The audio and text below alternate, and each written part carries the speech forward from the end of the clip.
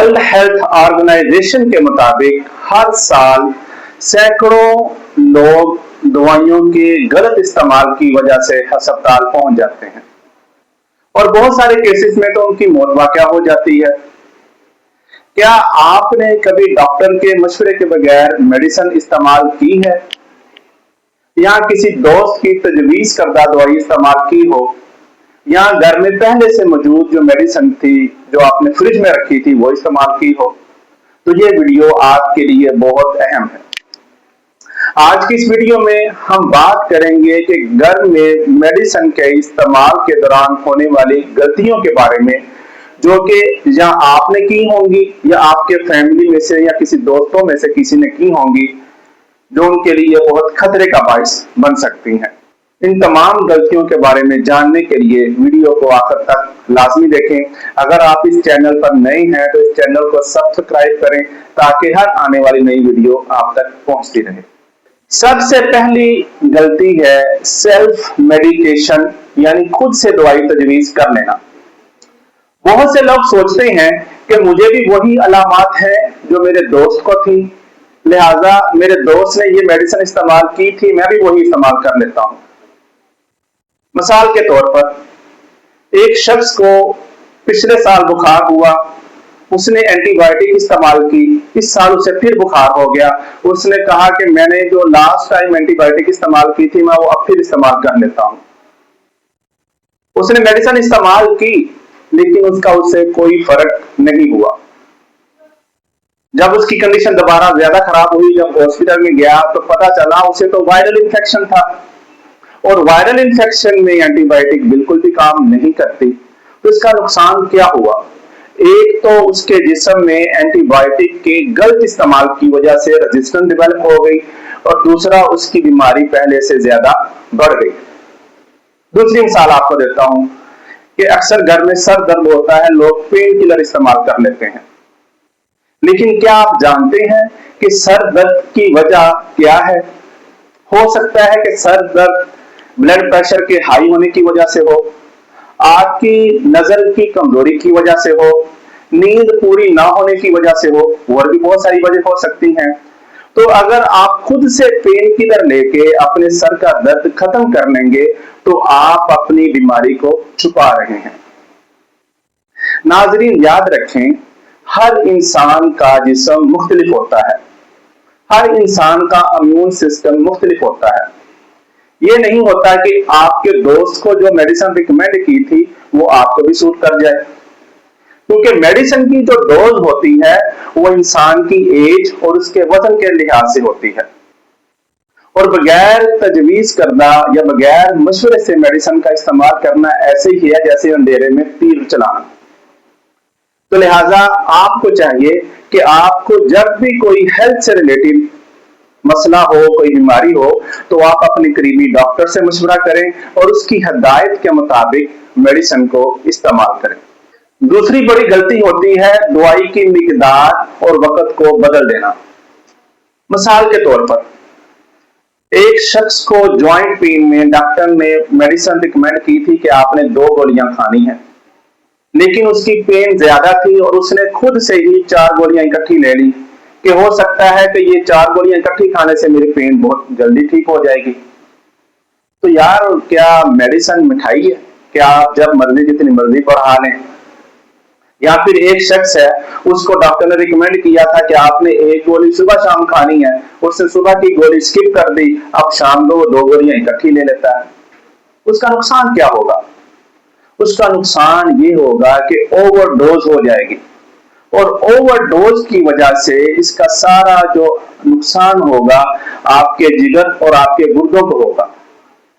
आपके स्टमक की acidity disturb हो जाएगी और ओवरडोज की वजह से या फिर लो डोज की वजह से आपको इफेक्ट तो अचीव नहीं होगा, लेकिन उसके साइड इफेक्ट बहुत खतरनाक हो सकते हैं।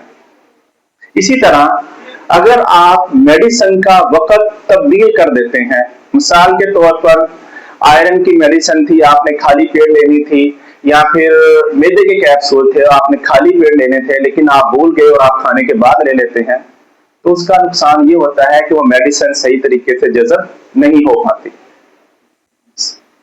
सेम इसी तरह कोलेस्ट्रॉल की मेडिसिन होती है जो कि आपने रात को सोने से पहले लेनी होती है। तो अगर आप उसका भी वक्त तब्दील कर देते हैं तो आपका मतलूबा इफेक्ट अचीव नहीं हो पाता। आप मेडिसिन तो ले रहे होते हैं लेकिन आपको उसका इफेक्ट आने की बजाय उसका नुकसान हो रहा होता है। लिहाजा जब भी मेडिसिन आप इस्तेमाल करें, डॉक्टर की हिदायत लाजमी देखें कि उसने किस टाइम और कितनी डोज रिकमेंड की है, और अगर आपने एक टाइम की डोज स्किप कर दी है तो खुद से दूसरे टाइम डबल डोज ना करें। इस मसले को अपने डॉक्टर या फार्मासिस्ट से लाजमी डिस्कस करें और उसकी हिदायत के मुताबिक अपने डोज को एडजस्ट करें। तीसरी गलती होती है खुद से गोली को आधा कर देना, कुचल देना या कैप्सूल को खोल के पाउडर इस्तेमाल करना। क्या आप जानते हैं इसका क्या नुकसान होता है? बहुत सारी मेडिसिन जिसमें ब्लड प्रेशर की मेडिसिन है या शुगर की मेडिसिन है या दर्द कम करने वाली अद्वियात हैं, ये टाइम रिलीज्ड फॉर्म में बनी होती है या सस्टेन रिलीज फॉर्म में बनी होती है कि उन्होंने जिस्म के अंदर जाकर जैसे जैसे टाइम बढ़ता है उस तरह उन्होंने आहिस्ता आहिस्ता रिलीज होना होता है ताकि आपकी बीमारी की नौयत भी बेहतर होती जाए और उसका इफेक्ट भी देर तक आए। लेकिन जब आप उस मेडिसिन को तोड़ देते हैं या उसको पीस लेते हैं तो उसके ऊपर जो कोटिंग होती है जिसने टाइम के साथ साथ रिलीज करना होता है मेडिसिन को, वो डैमेज हो जाती है। तो आपने जब मेडिसिन ले लेते हैं पीस के या तोड़ के ले लेते हैं तो उसका इफेक्ट ये होता है कि एक टाइम में डायरेक्ट इतनी ज्यादा डोज जाती है जिसकी वजह से आपके दिल की धड़कन बेतरतीब हो जाती है या फिर आपको एलर्जिक रिएक्शन भी हो जाता है। और इसी तरह बहुत सारे लोग कैप्सूल को खोल के उसके अंदर से पाउडर निकालकर वो बच्चों को दे रहे होते हैं। तो क्या आप जानते हैं कि वो जो मेडिसिन थी वो कैप्सूल में ही क्यों बनाई गई है? कैप्सूल में मेडिसिन का बनाने का मकसद ये होता है, एक तो उसका टेस्ट जो कड़वा होता है वो ना मुंह में फील हो, और दूसरा उस मेडिसिन को मैदे के तेजाब से बचाकर इंटेस्टाइन तक पहुंचाया जाए या मैदे को उस मेडिसिन के नुकसान से बचाया जाए। लेकिन जब आप खोल देते हैं तो उस मेडिसिन का वो इफेक्ट अचीव नहीं हो पाता। वो मेडिसिन आपके मुंह का टेस्ट भी खराब करती है और वो मेडिसिन जाके आपके स्टमक के अंदर जलन का बाइस भी बन सकती है। इस कंडीशन में क्या करना चाहिए? नाज़रीन, अगर आप टैबलेट या कैप्सूल नहीं इस्तेमाल कर सकते, आपको निगलने का मसला है, तो आप अपने डॉक्टर से ये रिकमेंड करवाएं कि वो मेडिसिन आपको सस्पेंशन या शरबत की फॉर्म में रिकमेंड कर दे जो कि लेना आपके लिए आसान हो। खुद से मेडिसिन को तोड़ना या पीसना या कैप्सूल खोल के इस्तेमाल करना ये बहुत नुकसान का बाइस बन सकता है। चौथी गलती होती है एंटीबायोटिक का कोर्स अधूरा छोड़ देना। ये सेल्फ मेडिकेशन में भी आता है कि लोग एंटीबायोटिक को खुद से इस्तेमाल कर लेते हैं, यानी 1 या 2 डोज ली और ठीक हो गया तो छोड़ दी।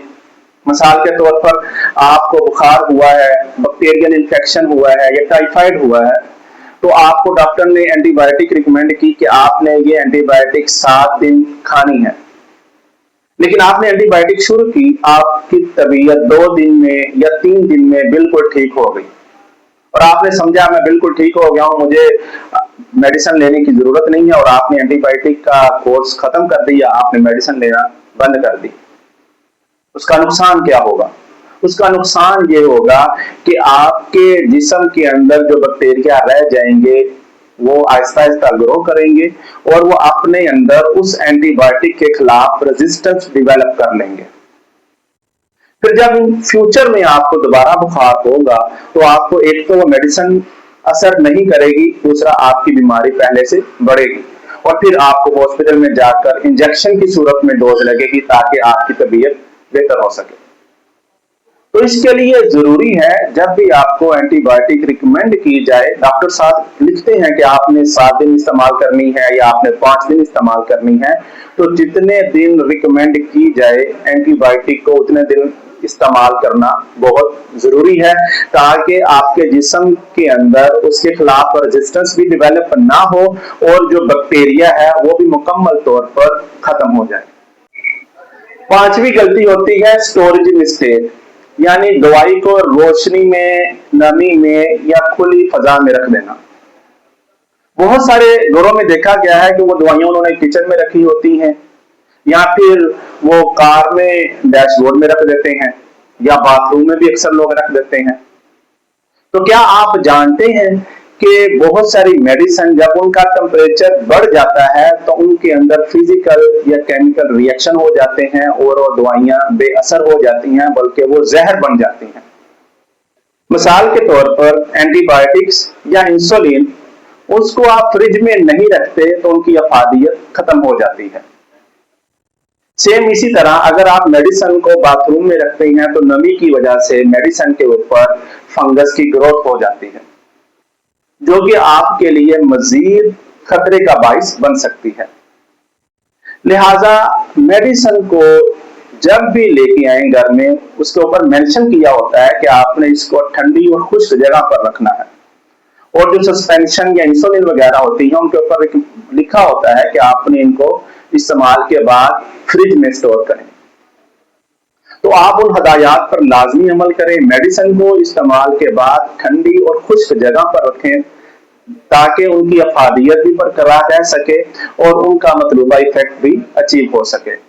और अगर आपने बाहर के माहौल में मेडिसिन रख दी है तो आप ये लाजमी देखें कि आप जब इस्तेमाल कर रहे हैं क्या उसकी रंगत में तब्दीली तो नहीं आई। अगर उसकी रंगत में तब्दीली आ गई है तो आप उस मेडिसिन को इस्तेमाल ना करें, आप फौरी अपने करीबी फार्मेसी से जाके मशवरा करें, ताकि आपको पता चल जाए कि ये मेडिसिन अब इस्तेमाल के काबिल रही है या नहीं। तो इस तरह करने से आप अपनी मेडिसिन को भी सेव कर लेंगे और आप उसके नुकसान से भी बच जाएंगे। छठी गलती होती है कि मेडिसिन जो आपने घर में पहले से ला के रखी है उसको इस्तेमाल करने से पहले उसकी एक्सपायरी डेट ना चेक करना। ये अक्सर घरों में देखा गया है कि वो सिरप ला के घर में फ्रिज में रख लेते हैं या मेडिसिन ला के घर में रख लेते हैं, लेकिन इस्तेमाल करने से पहले वो ये चेक नहीं करते क्या उस मेडिसिन की एक्सपायरी डेट गुजर तो नहीं गई। इसका नुकसान क्या होता है? बहुत सारी मेडिसिन जैसे कि टेट्रासाइक्लिन है, अगर आप एक्सपायरी डेट के बाद इस्तेमाल करते हैं तो वो आपके गुर्दों को बहुत नुकसान पहुंचाती है। और इसी तरह अगर खांसी के सिरप हैं या एंटीबायोटिक सिरप हैं, अगर आप एक्सपायरी डेट के बाद इस्तेमाल करते हैं तो वो आपको बहुत नुकसान पहुंचा सकते हैं, वो एलर्जिक रिएक्शन का बाइस बन सकते हैं, या जो खांसी के सिरप हैं वो आपके दिल की धड़कन को बेतरतीब भी कर सकते हैं। तो इसके लिए जरूरी है कि आप जब घर में मेडिसिन लेके आए तो पहली बात तो यह है कि उसके ऊपर आप डेट ऑफ परचेज लाजमी मेंशन करें, ताकि आपको आइडिया हो जाए कि मैं ये मेडिसिन फलान डेट को लेके आया था। और जब भी आपने मेडिसिन लेनी है आप लाजमी उसकी एक्सपायरी डेट चेक करें, क्या वो मेडिसिन इस्तेमाल करने के काबिल है कि नहीं। और इसी तरह जब एंटीबायोटिक सिरप आप घर में लाके तैयार कर लेते हैं तो वो 7 दिन के अंदर अंदर इस्तेमाल करने होते हैं, उसके बाद वो इस्तेमाल के काबिल नहीं रहते, आप उनको फेंक दें। और जो दूसरे सिरप हैं जैसे खांसी के सिरप हैं या बच्चों में जो दूसरे सिरप इस्तेमाल होते हैं जिसमें पैनाडोल है या ब्रूफन वगैरह है, अगर आप वो लेके आए हैं, आपने उनको खोल लिया है तो वो 1 या 2 माह तक इस्तेमाल करें, उसके बाद उनको फेंक दें। उसके बाद वो इस्तेमाल के काबिल नहीं रहते। अक्सर हमने देखा है कि 6-6 माह पहले के जो सिरप होते हैं माएं वो लेके आ रही होती है कि मैं ये बच्चे को दे रही हूँ लेकिन उसका बुखार नहीं उतर रहा। भाई उसका बुखार कैसे उतरे? आप जो मेडिसिन दे रहे हैं वो मेडिसिन इस्तेमाल के काबिल ही नहीं रही। तो इसके लिए जरूरी है कि आप मेडिसिन को खाने से पहले या अपने बच्चों को देने से पहले उसकी एक्सपायरी डेट लाजमी चेक करें, ताकि आप उसके नुकसान से बच सकें। 7वीं बड़ी गलती होती है दवाई को दूध, जूस या फिर कॉफी के साथ लेना। बहुत सारे लोग दवाई के टेस्ट की वजह से या ये समझते हैं कि अगर हम दूध के साथ लेंगे तो हम ये दवाई हमारे मैदे को असर नहीं करेगी, वो मेडिसिन को दूध के साथ या फिर जूस के साथ लेना शुरू कर देते हैं। तो क्या आप जानते हैं क्या दूध के साथ या जूस के साथ दवाई लेना आपके लिए नुकसान का बायस बन सकती है?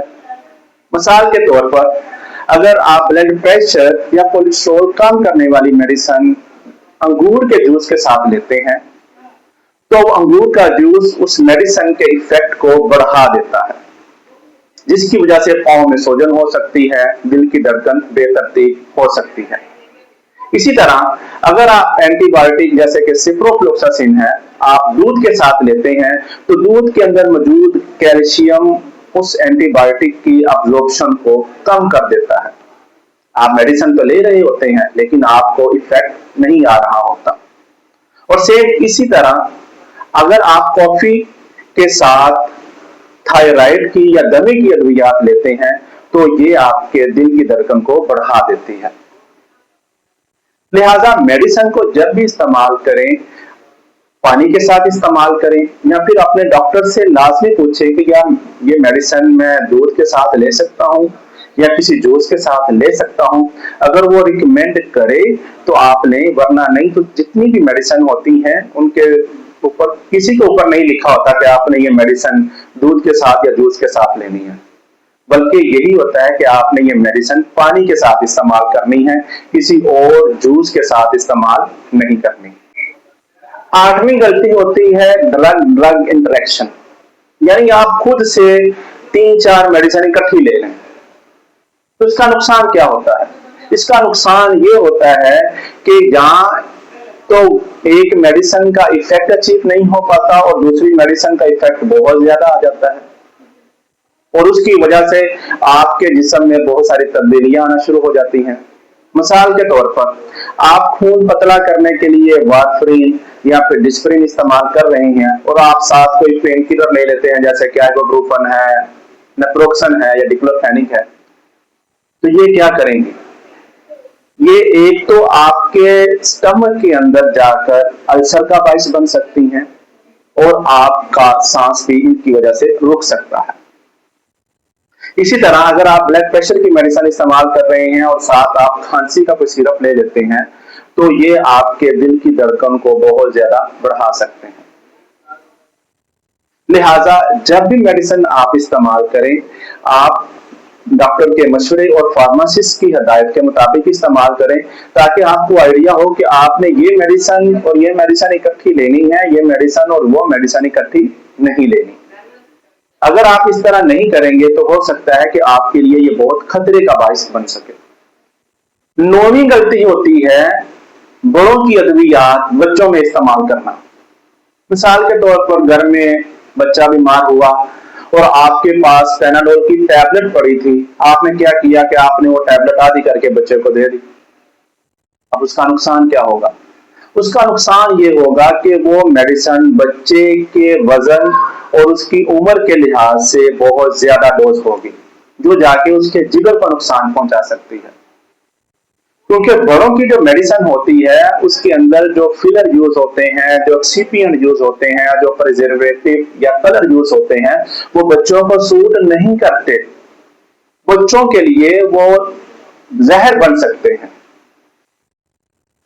लास्ट टाइम मैंने एक पेशेंट देखा कि वो 6 माह का बच्चा है और उसको वो मोशन लगे हैं और वो अमोनियम कैप्सूल दे रहे हैं उसे।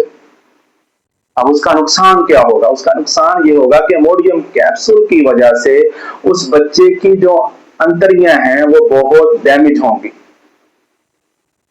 लिहाजा आपको चाहिए कि आप जब भी मेडिसिन इस्तेमाल करें बच्चों को बच्चों की मेडिसिन दें जो कि सिरप फॉर्म में आती है और उसके अंदर डोज बहुत कम होती है बड़ों की निस्बत, और उसके अंदर ऐसे एक्सिपिएंट यूज किए होते हैं जो कि बच्चों के लिए फायदेमंद साबित हो, ना कि नुकसान का बायस बने। और ये हरगिज भी ना करें कि आपके पास घर में मेडिसिन पड़ी थी, आप अपने लिए लेके आए थे, आपके बच्चे को वही मसला बना और आपने वही मेडिसिन बच्चों को दे दी, जिसकी वजह से बीमारी बढ़ भी सकती है और आपके बच्चे के लिए बहुत खतरे का बायस भी वो मेडिसिन बन सकती है। और आखिरी मिस्टेक है अपनी एलर्जी, पुरानी बीमारियां या फिर औरतों का हमल के बारे में डॉक्टर को ना बताना। जब आप फर्स्ट टाइम कोई मेडिसिन इस्तेमाल करते हैं तो आपको आइडिया हो जाता है कि इस मेडिसिन से मुझे एलर्जी हुई थी, और इस मेडिसिन से मुझे एलर्जी नहीं हुई थी। लेकिन जब आप दोबारा डॉक्टर के पास विजिट करने जाएं तो आप वो चीजें का छुपा लें और डॉक्टर आपको वही मेडिसिन दोबारा रिकमेंड कर दे। मिसाल के तौर पर सल्फा ड्रग, बहुत सारे लोगों को उस मेडिसिन से एलर्जी होती है। लेकिन अगर आप ये डॉक्टर को जाके नहीं बताते कि डॉक्टर साहब मुझे फलां मेडिसिन से एलर्जी है और डॉक्टर आपको वही मेडिसिन रिकमेंड कर दे, तो उसका नुकसान ये होगा कि आप जैसे मेडिसिन लेंगे आपके जिस्म पे एलर्जिक रिएक्शन आ जाएगा। और इसी तरह अगर हामला खवातीन अगर डॉक्टर को जाके अपनी प्रेगनेंसी के बारे में नहीं बताएंगे तो हो सकता है डॉक्टर ऐसी मेडिसिन लिख दे जो कि उनके बच्चे के लिए नुकसान का बायस बन सके। तो इसके लिए जरूरी है जब आप डॉक्टर के पास जाएं तो आप अपनी पुरानी बीमारियों या आपको जिस मेडिसिन से एलर्जी है या अपनी मौजूदा कंडीशन के बारे में डॉक्टर को लाजमी बताएं, ताकि वो मेडिसिन वो रिकमेंड करे जो कि आपकी बॉडी को भी सूट करे और आपको उस मेडिसिन से कोई रिएक्शन भी ना हो। तो नाज़रीन, आपने जाना कि ये सारी गलतियां जो मैंने बताई हैं ये हर घर में हो रही हैं और हो सकता है कि आपके साथ भी इस तरह के वाकयात पेश आए हों। लिहाजा अब आपके लिए ये मैसेज है कि आप इस वीडियो को अपने दोस्तों से भी शेयर करें, अपने फैमिली मेंबर से भी शेयर करें, ताकि वो इस तरह की गलतियों से बच सकें, उनकी सेहत भी बेहतर हो और उनको भी मेडिसिन की वजह से कोई साइड इफेक्ट का सामना ना करना पड़े। अपना ख्याल रखें, अपने बच्चों का ख्याल रखें। मिलते हैं अगली वीडियो में। अल्लाह हाफिज।